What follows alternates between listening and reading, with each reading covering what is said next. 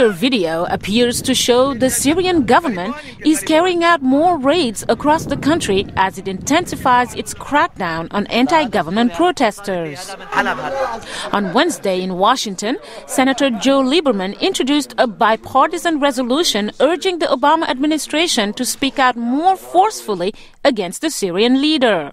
In my opinion, Assad is a thug and a murderer, a totalitarian leader who is pursuing the Gaddafi model and hopes to get away with it. Republican Senator Marco Rubio, a co-sponsor of the resolution, says he wants to make three things clear. We support their right to peacefully pursue a better future for their country.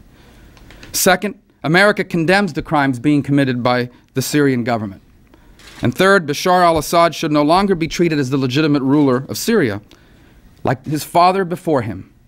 He is a criminal.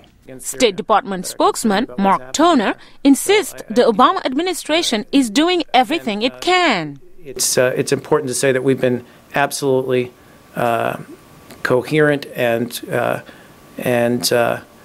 crystal clear in denouncing the violence that the Syrian government has been carrying out against its people.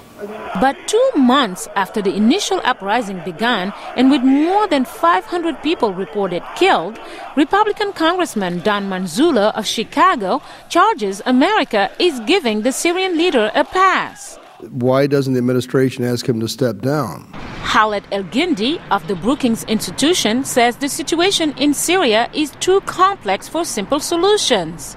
I think the international community is sort of in a corner. I mean, they're in a bind because they're not sure what to do. They don't want another Libya, both on the ground and in terms of the response. I don't think there's any international will for a direct intervention like what we saw in Libya.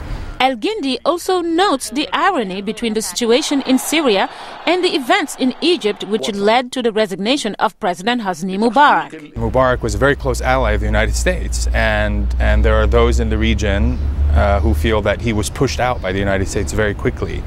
And then you have Syria, which is not a close ally of the United States, and we've had a very rocky relationship over the years, and yet we're taking a much more constrained view. Nevertheless, says Elliot Abrams at the Council on Foreign Relations, calling for an ally to step down and not doing the same for a non-ally is, in his words, simply strange. He says for years, Mr. Assad has been saying he'll make changes.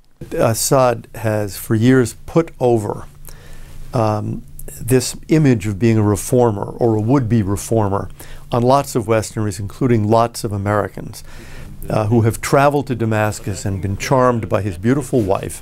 The fact is, it's a reign of terror for 10 years since he took over. Khaled El-Gindi at Brookings also says regime change in Damascus will be what he calls a game changer in the region because of Syria's involvement in Lebanon and the Arab-Israeli conflict and its key position on the Iraqi border. Mariama Diallo, VOA News. The Arabic coast in general and the Syrian in particular. We expected India to play